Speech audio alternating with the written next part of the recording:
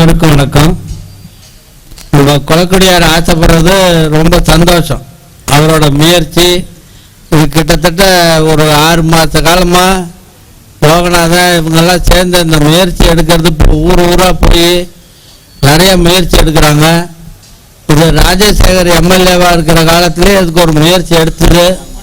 அதுக்கான திட்ட மதிப்பீடெல்லாம் போட்டு அப்போதெல்லாம் கொண்டு போகிறதுக்கான ஒரு முயற்சி எடுத்தது. அவங்கெல்லாம் அரசியல் பொறியாளர்கள், திட்ட மதிப்பீட்டாளர்கள்லாம் ரொம்ப அழகாக சொன்னாங்க என்னென்னலாம் பண்ண முடியும்னு. விவசாயிகள் முதல்ல நமக்குள்ள ஒரு ஒற்றுமையும் முன்முயற்சி எடுக்கிறவங்களோட உறுதுணையாக இருந்து, நான் ஐயா சொன்ன மாதிரி நிதி ஆதாரத்தை நீ செய்தியா இல்லை நான் செய்யட்டுமான்னு கேட்குற அளவுக்கு நம்மளால் ஒரு நிதி ஆதாரத்தை திரட்டி இது நமக்கு நாம திட்டத்தின் மூலமாக நிறைவேற்றினா தான் நிறைவேற்ற முடியும். வேலை இது முள்ளிப்பாடி பாசனங்கிறதுனால கடந்த 5 ஆண்டுகளாக தான் முள்ளிப்பாடியை நிரப்புறதுக்கு நாங்கள் எங்கள் சங்கத்தின் மூலமாக பெரிய முயற்சி எடுத்து நம்ம தலைவர் மூலமாக இந்த 5 ஆண்டு காலமாக தான் முள்ளிப்பாடியை நிரப்பிக்கிட்டு வரோம். இப்போ நான் கடந்த எடப்பாடியாரை திருச்சியில் பார்த்த கூட இந்த ஏரிகள் எடுத்து பற்றி பேசினோம். திருப்பி இப்போ போன கலெக்டர் குறைந்திருக்கிற நாள் கூட்டத்திலையும் அதை பற்றி பேசினோம்.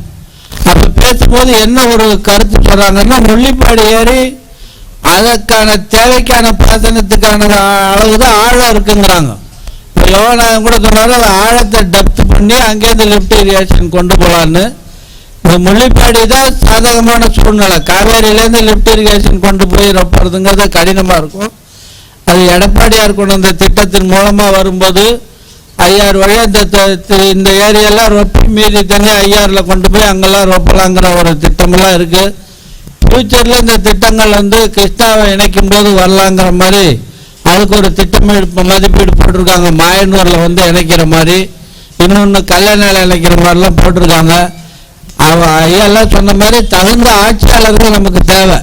அந்த மாதிரி ஆட்சியாளர்கள் வரும்போது நம்ம அதை நிச்சயமாக செய்ய முடியும்.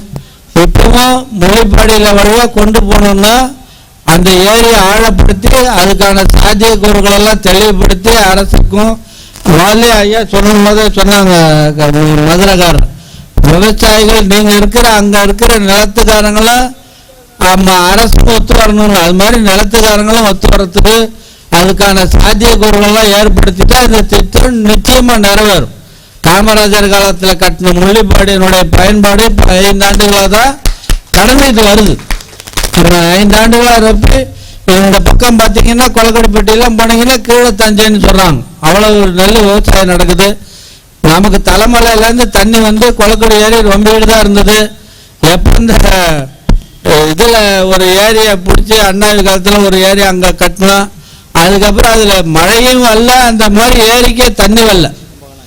ரொம்ப காலம் ஆச்சு. பார்த்தீங்கன்னா அந்த செவந்திப்பட்டிக்கிட்டெல்லாம் தடுப்புனெல்லாம் கட்டுச்சு.